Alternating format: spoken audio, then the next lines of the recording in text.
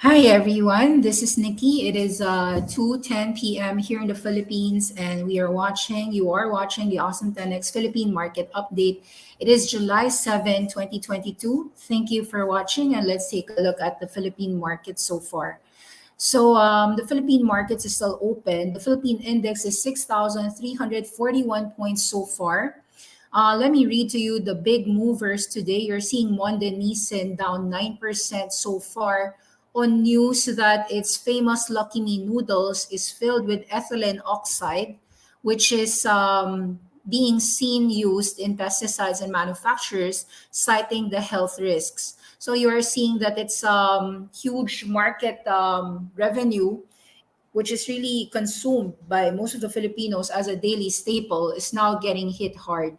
12.98 right now. Let's take a look at Monde here. Monde Nissin is trading near lows. We had a short idea at about 17, 18 areas when we were seeing that inflationary prices since March and you're February, and you're seeing that it continues to actually go down and has barely rallied, perhaps due to the weak demand and really this health related news. So there was never a rally close to 17. You can see those tails being sold continuously. Unfortunately for Mondenisin, with its um, recent problems or recent data showing that lack of health, um, and they would have to make. Of course, people will be scared to eat Mondenisin's Lucky Me noodle with that ethylene oxide until they basically clear out whatever those manufactured in Thailand products are. Then that could derail or slow down at the very least their sales. So you can clearly see Mondenisin continuing that downtrend, and perhaps this new low will happen within the next few weeks, an extended drop. How low could it be? Well, from a trend line break, after breaking these 12 areas, it is not unusual to see stocks go 20% below a new low. That is quite typical, as the range has been usually a down 20% here. You could see 20 to about 15. It rallied back to 18, a 20% move. So it usually moves here at about 20% drops. 20 to 16, that's a little bit over 20%. Rallies back another lower highs. And then from about 18 minus 3.6, that's about near 14 naman. Rallied pero down again. So 16 minus 4, you've got 12, but it's unlikely to hit any supports after that bad news. You could see that very bearish engulfing here movement today.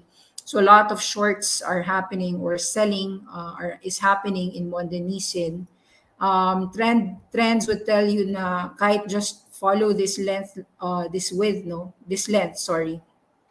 So 16 minus this area of about 13, 13 minus 3, you see a target of about 10 before this sell-off completely ends. So quite a bearish news on Monde Nissin, and we'll see what the press releases from the company will be following that news that was highlighted by Inquirer in Cebu Daily News. I'll read the news for you here.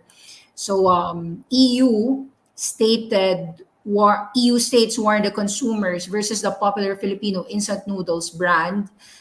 This was released today. Several European nations have begun recalling batches of popular Filipino instant noodles brand Lucky Me after it was reported to contain harmful chemicals. Government of France, Ireland, and Malta have issued separate health safety warnings due to high levels of ethylene oxide. These are being recalled, including original beef noodles, calamansi, hot chili, and chili mansi. And these pesticides is banned in the EU. So although the consumption of this contaminated product will not pose an acute risk to health, there may be health issues if there is a continued consumption over a long period of time. Thereby, this substance needs to be minimized, and point of sale recall notices will be displayed in stores. Um, we'll say that this is very bearish for Monday. In the next 3 to 6 months, it will affect their sales, and you will know this from the consumers probably not eating any Lucky Me noodles or stopping spending on it. Yeah, let's take a look at these related industries. There are questions about insights on AGI and pure gold as the wheat stock continues to go down globally. Yeah, that is going to be a topic of mine. Actually, the topic today is, do we have a commodity bear market already? And that is due to the recession. Let's take a look at the following implications. With a recession, you're going to see a people or a large majority of people, you're going to short commodities like DBA. They're going to short all the oil related industries. They were going to short all the vegetables, the commodities, the wheat, the corn. They're shorting gold because of the strong dollar, because on a recession, you usually have a strong dollar. And that is something that we would have to discuss as well, the strong dollar impetus. Take note that the dollar and gold are usually antithesis of each other. And with the dollar being very strong, there is no reason to hold gold. So gold has been dropping straight down from about 1970s to about 1700s recently. Of course, there is an implication that if inflation has peaked with a spy in the Nasdaq quite at oversold regions, and even if it can go cheaper, there then becomes a bias to start bargain hunting on some issues that would benefit if commodities will slow down or commodities going down. At the same time, with gold, actually, I'm not quite sure if this is correct, but you're seeing right now that European issues are now trading at one parity to the dollar. So I would say that there might be some opportunities already happening within the European sector, and some European financials may have gone down way too much. Although actually, I'm a little bit skeptic pa on this part. Now, if commodities are truly falling down and in a strong downtrend, that also means that Australia's miners, particularly oil miners, all these Australian miners, then becomes a short. You are seeing actually Aussie trade at 67, 68 cents now, as you are seriously clearing out all that commodity longs worldwide. Take note that junior gold miners have gone down from 90s to 30s. Well, this is a double bull, which means that every 10% drop in gold is a double drop for this gold miner. So these have already been dropping since April to July. So that's been about 4 5 6 7 4 months. So we're seeing already 4 months of declines. Take note that during the 2008 all-time high peaks of commodities, that made us into a recession, and that's where we are as well. After that recession move of $130 for oil, it quickly dropped also to about $40 due to the decline in demand. So far, this is what's happening in commodities. This started around, for some oil related names, it started around June. So from about 30 euros, it's now down to 25 euros. If this clearly goes down to 20 euros, that 40 or 30% drop in oil will, of course, mean that you should see a rollback in gas prices and oil prices come next month. So maybe your Shell and your Petron, all of these Exxon Mobil in the world would have lesser profits. At the very least, it should help contain this spiraling inflation that has been happening worldwide. Now you're seeing agriculture funds from being a long-term up, you're now getting that long-term down, perhaps, and any rallies of agriculture right now is going to go further down. So there is also it is quite a mixture, no? It's a mixed data. Is this drop just simply a correction from an over inflated move of this oil and energy due to this food crisis, or is this drop really because nobody can really pay for any of the energy and food? So it's a little bit mixed report. Some people might say that this energy crisis or this energy bust is a bull, it's a BS, because we don't have enough energy being produced, we don't have enough oil, we don't have enough corn or wheat, we have a shortage, and so this price drop in context of the actual inventory levels may actually be deceiving us. But nonetheless, what's important at the moment is to see that agriculture names are dropping en masse. So you're seeing, as was pointed out, wheat prices is now back to about March. And if you're gonna talk about the Russia-Ukraine war, it was about $7.50 here. So we may be returning back to about the $7.50 area, and we are already basically we have erased all that overblown crisis about the lack of wheat. Not sure if this was brought about by strong supply, or it is brought about by lack of demand. So we'll see, no? Kasi if you ask me, the Filipinos obviously love their pasta, their breads, and their pastries, and their all these noodles. So this drop in wheat prices should theoretically help food manufacturers in the business of noodles. So theoretically, this drop of wheat should really help your companies like URC, DNL. It should theoretically help your Monde. But of course, because of that EU health safety warnings about the consumption of noodles, maybe this drop is only offsetting a few of the costs, no? But this is something that you have to also be aware of. Now, corn has dropped from 800 to 600, and this is happening within just May to July. And if it continues falling down to about 500 or 400, that would help your manufacturers to basically produce your food at a cheaper cost, and that would translate to better savings for consumers. In a tight recession where the market is pricing in 1 year or even worse, a longer term recession, these inflationary peaks would be a helpful narrative for some short term rallies, albeit those short term bear market rallies may be temporary. So soybeans have fallen from about 1.8 to 1.5. Could we see soybeans drop back to about 1,200? Malaysian palm oil, as you can see, from 1.6 to 900 could quickly fall to about 600. So so far, after that bullish move, we are seeing quite fast, significant drops. Whether this drop is I think other people are already calling this bearish drop in commodities a downtrend due to a worldwide recession, since markets often predict 1 year going forward. So that means that people would have lesser ability to spend. Therefore, there should be less demand going forward, and that is trickling to these lower prices for your commodities. So as I said, with the recession fears looming worldwide, you see the dollar hitting the pesos with 56 pesos now, no, in your dollar devaluation in the Philippines.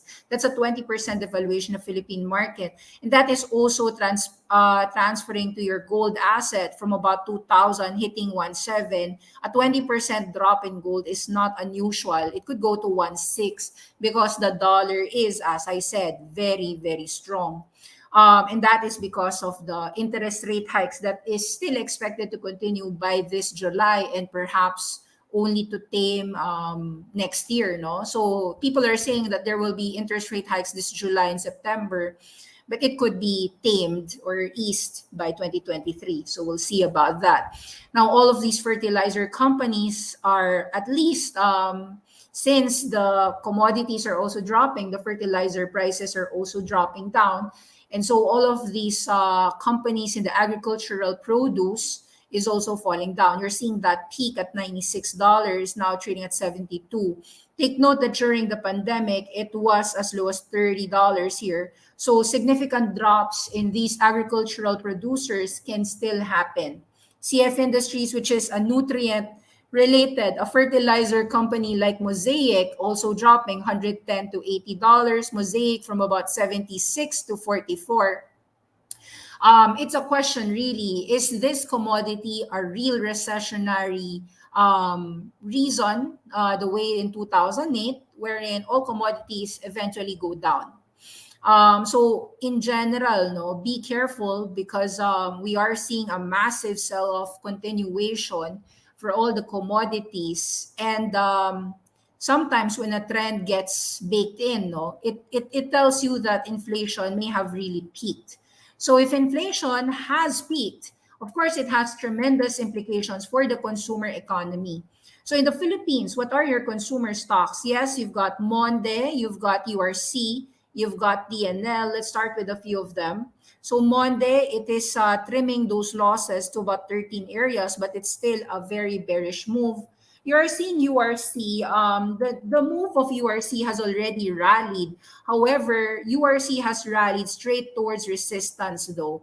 Here at about 120 to 125, while there is that temporary rally because of that inflation narrative peak, no, we may see inflation actually peak from the recent 6.1% data in the Philippines, perhaps to a 5% or 4% over time, no? Those CPI numbers could fall over time, and that could relieve the consumer who's already hurting from all the food prices and energy prices all rising. You're seeing URC actually also hit support at about 95 and 100 here. So some of us, we bought URCs here at about 100 areas. And even when it fell to 90s, even as it could fall to 80s, to be honest. But with the thinking that this is also just a rally to be sold into. So here at about 115 to 120, I would say that continue to remain selling the rallies, selling the strength, despite the fact that, yes, we know that URC is going to benefit from that commodity pressures easing. But then again, when you're in a resistance, you have to follow that resistances have to be sold. We talked about the strong dollar. Let's talk about that in the implication to Philippine companies. The dollar peso is now trading at 56 pesos. And one company that you should take note of would be Jollibee Foods Corporation. Jollibee Foods Corporation is a company that would not benefit if the dollar peso is devaluing en masse. So take note, when the dollar peso is devaluing a lot and you have borrowed $500 million, that means that your interest expenses is going up.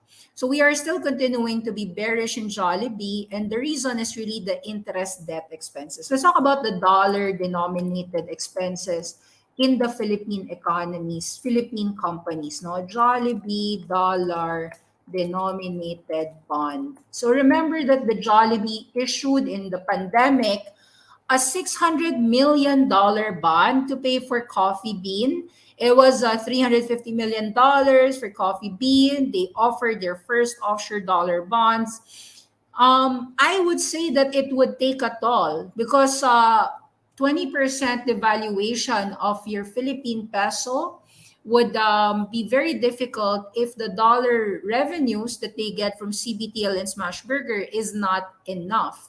And if you ask me, $600 million is a lot of money to borrow when you are earning in Philippine pesos. This is, I think, something that should be cautious. For me, I would say continue to be cautious on Jollibee despite commodity prices easing. You might say, oh, commodity prices easing would help restaurants. But it depends if the company indeed is selling a good that is considered a consumer staple. We continue to be a little bit bearish on Shakey's Pizza. It could, however, drop back from 7 to 6 or 5. Why? Because it's really about the consumers. No, I might be wrong for being bearish, but for now, I am still bearish the Philippine market as I see that the PSEI would suffer greatly on that dollar strength. You see the index here trading at about 6,400 PSEI. But even if it rallied from 6.4 to 6.8, made a made a drop that made it more oversold, dropping to about 6.1. Here at about 6.4 or 6.5. However, this is just a rally from oversold to overbought, wherein the prior support actually becomes resistance. Unfortunately, where will we find support for your PSEI index? it could go as low as about 6,000 or 5,700, 5,800 near these March 2020 lows. Notwithstanding, of course, I do believe that the Philippine economy wants to be resilient with the BPOs and the foreign remittances continuing to enter the Philippine market with all these reopening worldwide. Maybe the tourist sector can help. Um, Tourism could help us. Nonetheless, in the short term, no, we continue to remain bearish as um, the only positives that we could see so far that could help the market is inflation may have peaked. That is a good thing. Um, that is a wonderful thing. Inflation may have peaked, but we need to see that um, transfer to the consumers. So if inflation has peaked, no, it is positive towards your pure gold. But I have to take a grain of salt, no. If your dollar peso is trading at 57, take note that pure gold usually imports a lot of their products. The Philippines doesn't quite export a lot of food. We usually import, no. So pure gold, in my view, imports a lot, and that means that they have to sell these products and transfer it to the consumers. And if your dollar peso, as I said, is trading at about 56, no, you have that 20% devaluation this year. This year, 20, just look at 2022. We started January here at about 51 to 56. That's more than 12% devaluation. But if you consider last year's average, we were just trading here at about 50. So that 12% devaluation is really gonna hit the consumers quite hard. The dollar earners are happy, but the dollar earners should also consider the fact that commodity drops is bearish towards the worldwide growth. So ICT is one of those companies that earns in dollars, but my view is that if the commodities are peaking, that only tells you that the worldwide trade growth is slowing down. And so if the worldwide trade growth or your sales are slowing down, no matter how strong the Forex dollar is helping you because you earn in dollars, it will still be a downturn. So you might see actually ICT start going down from about 230 to 187. Unfortunately for Tugs, hindi siya umangat nung nagkakaroon ng shipping boom. And I think that wala na, nalipasan na siya because right now the commodities are already dropping. There might be less and less goods to ship. Wala nang, there's actually more inventory excess in some companies like Walmart and Target, saying that they have to even sell the products at a discount. So nagkaroon ng over ordering, and yet there is a recession.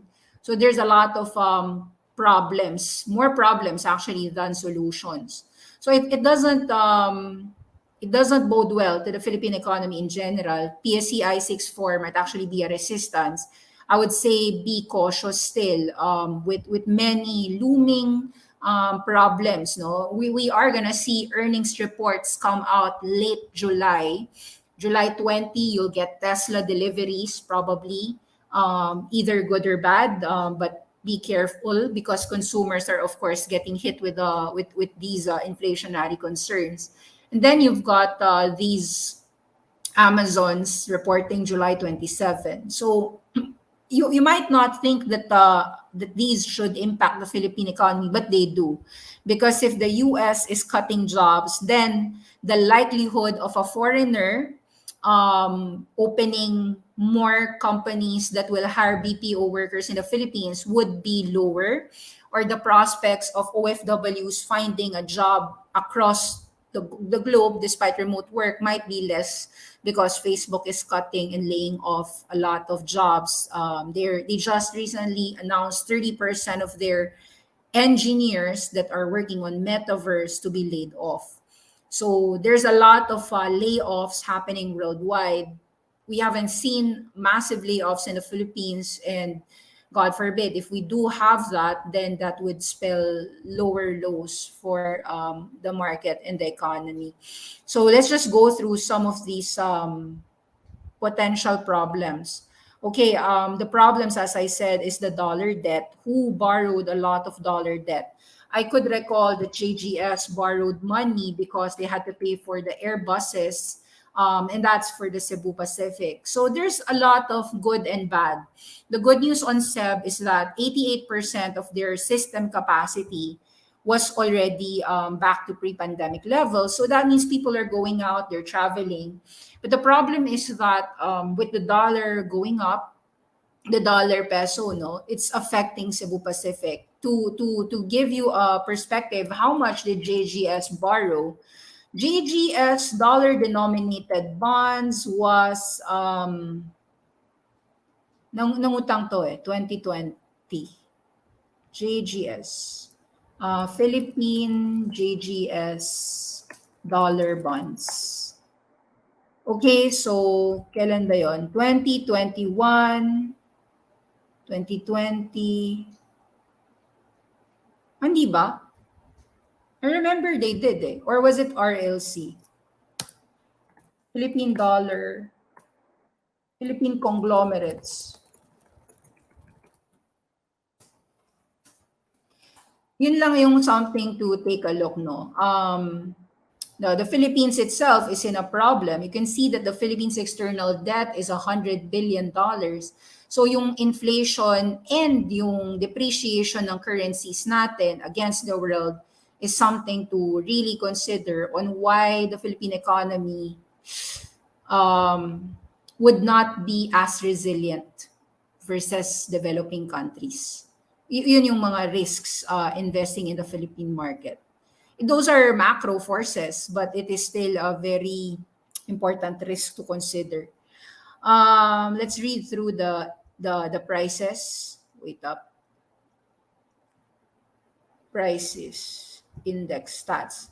So your index today is trading 3 billion pesos. So that's very low. You can see that the value turnover of the Philippines over this past few months and this year has been very low. Our average is just trading 3, 4, 5 billion, very low compared to before where we used to trade at 9 to 10 billion. And I could remember that was like 5, 6 years past na averages. So you're really seeing lack of participation of the Philippine traders or investors in the Philippine indices. You can see losses are outpacing your advancers. 107 decliners, 61 advancers, index movers. Let's read their prices. Wilcon 23.6, Metrobank 48.85, SM trying to hold on 840, Megaworld 227, Converge 21, Pure Gold 31.5, Security Bank 89.5, Emperador 18, MPI 3.6, San Miguel 104, GT Cap 485, Jollibee 206, LTG 834, Globe 22, Aboitiz Power 30, AGI 950, AEV 49, Robinson's Land 17.4, ASEN 8.2, Meralco 350, BPI 87, URC 115, Ayala Corp 638, BDO 116, Telephones 1700, Ayala Land 26, SM Prime 37.2, JG Summit 50, Monde 13.4, ICT 186.5. What I don't see being priced in today as a risk in the market is the huge interest expenses that would be incurred by the companies that borrowed in dollars nung pandemic. So I could recall the PLDT, for instance. PLDT borrowed money, no. But I know you'd say no, that's normal, no. They always do that. Chua said, but basically that's Annabelle Chua, that's the CFO. PLDT is planning to use $400 million from the bond proceeds to repay the debt due in the second half of 2020 and 2021. The remaining $200 million is funding capital expenditure requirements for the year and the following year. These companies borrowed money, and that money is gonna, this PLDT $600 million bond used to be among Asia's best deals of 2021. But I could argue that these bonds would hit them over time with interest expenses. So yeah, that could actually be lower profits going forward. You could see naman June 2022, 2020, they had Their bond sale was getting $10 billion, 17 times oversubscribed. Grabe. And they were just borrowing $600 million, no? So, grabe yung demand for them, for PLDT. Uh, Maraming demand, but yun, I think that these bonds are gonna hit these corporations. Who wins on the dollar strength? The winners of the dollar strength is the dollar earner. And how many dollar earners are there in the Philippines? How many dollar earners are there in the Philippine economy? SM is not too much earning in dollars. Puro Philippine malls yan. Your Ayalas don't have enough exposure abroad.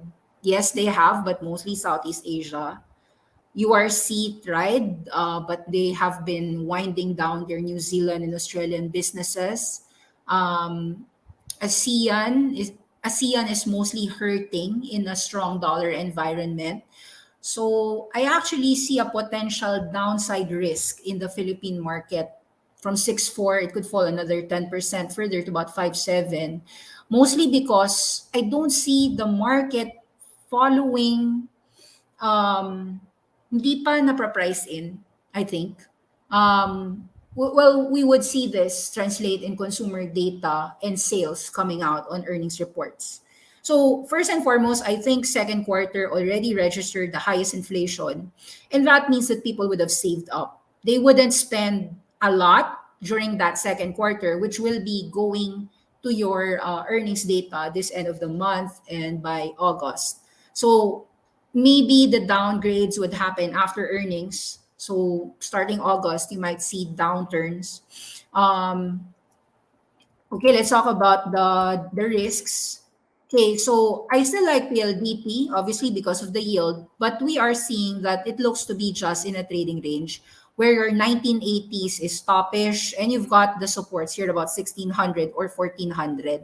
So it's probably trading within a 30% range, the way I see it. And the risk that is not being imputed here so far is the dollar denominated bonds that would have a rising interest expense. Now, there are a few pockets of potential happy notes, no? So for DNL, we started being bullish at about 660s because we saw that palm oil was dropping. So we were bullish on URC and DNL, mainly because of the lower commodity prices. Nonetheless, no, we have to take into consideration DNL is not going to go to the moon because you have consumers that will not spend all the way. Your fast food sector, your restaurants, where DNL caters to for those palm oil, for those oleo fats, it will not have the best sales going forward. So if you've got an economy that will not have the best sales, it's not too apocalyptic sales naman, but you don't see people spending towards clothes, you don't see people spending towards real estate or cars if you have a consumer recession. That's why you see that ENL, even if it rallies, might have some problems here at 7 or 8. Well, 7 na siya ngayon, so that means it was able to break the 7. But maybe at 750 or 8 pesos, you still see that 8 areas probably mahirapan, no? So let's see how far DNL can go. But it's a trading range for me. What would be the happy things? Well, real estate is not going to do well in a recession, in my view. What possible stocks would be removed sa PSCI index? Yung thoughts on Monday and Lucky Me, I talked about it. I think that it could actually make Monday fall down to new lows, probably target about near 10s. Usually break 13, break 12, so further lower. Bearish engulfing na clear yung Monday. So I don't think that we can argue about that bearish news, except that it's still not yet time to buy. For Security Bank, Mega World, RLC, I am not quite sure of these index deletions. But what I can tell you is that if the consumers are having a hard time, then that means that the bank loans will probably be not as confident, no? So not too good, no, happening in the real estate sector. Lahat, Mega World is now trading at 2.2. So there is value, but unfortunately, So yan, it rallied naman when it hit near 2, nag-rally ng 226. But the problem with all the real estate companies, not just Mega World, all the real estate companies now have to battle with loss of sales or slower sales. Because well, if you look at the 2008 crisis, no, the real estate is not the best sector to invest upon in a recession. The question about Semirara entering the index, well, here's the thing about Semirara. The coal prices today, so yung oil, no, bumagsak. So possibility that Semirara is also in a downtrend. Be careful, baka this is more of a selling area. We have seen commodities start falling down. So sa Merara, can 36, can it go down and downtrend to 24? Possible. Look at what's happening with all these coal companies. Downtrend yan, boom. Yes, there are buyers on dips, pero since Semirara today is trading near peaks at 36.50, baka mag 28 or 24. So be careful there. DMCI, because of the large ownership with Semirara, then becomes also a sell area here at 9. So you're getting these bearish headwinds na from commodities. Kaya kailangan all the stocks within commodities are traded in a range. And that's the reason why Nicolasia, if you argue batteries are strong naman, it is falling down because of that downtrend in most of the commodity stocks. Now, if you argue that there is demand for EVs, then that means Nicolasia drops at about 5.5 or 5 pesos would be bought, no?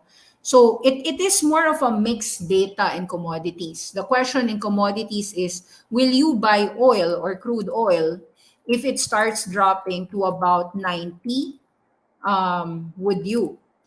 And so far, the market is dilly-dallying with the question. No? So ito, we see there is some demand at 94, but if 94 breaks, no, bagsak yan to 84 and 76. So some buying here after that pullback, 122 to 98. If you are of the view that the commodity price drop will help in the demand from slowing down too fast, then nasa trading range call ka lang. That means if you're in a trading range call, drops of oil and drops of commodities are a buying zone. That means that your Nicolasia becomes a buying zone at 6 pesos. If Semirara drops 28 or 24, that becomes a buying zone. Mas klaro yon. And at the same time, if you think that this commodity price drop is temporary, then that means that this rally of URC is also temporary. Therefore, you will be shorting or selling positions as these rallies are happening on URC, these rallies are happening on Jollibee. Take note, Jollibee rally from 190s to 206. That might be a rally because of the alleviation of commodities, but I would argue too soon to say that it's out of the woods. So AGI rallies could be short-term rallies to sell into. The downtrend is still intact, however, for these names. No, so may areas of consideration na the market has downside. Looking towards the Philippine index, parang I can see downside in your food manufacturers that you are see. Your real estate sector doesn't bode well in a recession. And when your real estate isn't doing well, that means nobody's doing a lot of loans. So your banks also are getting lower loan. We'll see, pero nothing positive to share except perhaps that we look forward to dividends as usual. So the dividend stocks in the Philippines, and that's the reason why PLDT, even if they have dollar-denominated rising interest expenses, would still be bought by the market if it fell 1,600 or 1,400 because of the upcoming dividends. So I think by August, PLDT is reporting to give, magkano ba dividends ni PLDT? Well, it always gives about 80 pesos a year. So minimum of 40 pesos yan. Ito yung dividends release niya nung March, which is 42. We expect the same dividend this August, no? So habitually naman yan eh. in the last time, no, look at this, they paid August 16, 2021, 42. So by August 16, if they pay 42 pesos, there is always going to be that demand, no? Kaya may buyer eh. Kasi at 1.6, that is 5% yield for PLDT. But if you think about it, what's 5% dividend yield on PLDT when the dollar peso has devalued your money by more than 12%? So there's a lot of question marks in my view in the dollar peso. Yun yung mga risk. I can cite more risks than rewards so far. So as usual, be careful out there. We are bullish in the Philippine economy long term, but we have to be bullish only when the consumers are already spending, when the consumers are already showing signs of a confident economy. You cannot be bullish and be blinded with the reality that the consumers, I think, can only spend more if they see oil prices falling. So let's say next 6 months, talaga oil prices drop from the 80 plus peso per liter. Let's see if oil goes 65 or 60 pesos per liter. If that happens, you will see the market rally. And what would the people buy? When the consumers start buying, your URC benefits. So that means that your URC will go up. Any dips of URC at 100 pesos and 110 or 105, may bibili niyan. As long as your commodity prices truly go down. There's nothing wrong about the buyers of the commodity prices, the URCs, the DNLs, because these food manufacturers are the clear they're the clear negatives, correct? Sila yung beneficiary or not beneficiary. So at the same time, if oil prices go down, I think the consumers will have more money to spend on traveling. And even if there is that dollar-denominated debt, lahat ng goods natin in the Philippines are often bought with the USD, with the dollar. So my sense is that if we can pass on that dollar increase, no, that dollar strength through higher ticket fares or real economy reopening, the tourists come here, that's positive for Cebu Pacific. So I'm bullish on the airlines and the tourism to potentially help the economy because we've seen that the Philippine tourism is easing all those COVID rules. Maybe some Chinese, Koreans, you never know, Americans, they come to the Philippines to spend. Why? If you think about it, well, the Filipinos, the peso, the dollar devaluation, it becomes a discount to them. Sa atin, bad yung high dollars. But since they earn dollars and they're gonna spend in pesos, they can afford a Palawan vacation. They can afford a Boracay vacation. And that would help them increase the sales of hotels. And that would spur more tourism, more value towards our Cebu, Bohol. So dun yung mga a little positive, hopefully. Pero yeah, so if you want to bet on the tourism sector of the Philippine economy someday to recover, I think naman that SEB trading at about 40 pesos might actually be a good alternative, no? If it drops near 40 again or 39, I think that you might I'm a bit bullish na the Philippine economy might actually go up because of the reopening. So the tourist sector, so SEB is something to look at. Maybe if macro Asia goes too low at about these levels of 4 areas, you might see that bottoming out pattern for macro Asia. Maybe Bloomberry might actually be bottoming out because of the tourists here at about 6 area or 580s. So slightly bullish on tourism, but I need enough data. In fairness, maganda naman yung SEB data so far. And I hope to see more resiliency in our tourism. Kasi so yun yung mga potential mitigation for the problems that we can see. And then hopefully magtuloy-tuloy yung bagsak ng commodity prices to help the world, especially our consumers. If our consumers can spend, yes, that's positive towards pure gold. Okay, so thank you very much and see you again next week. Bye-bye.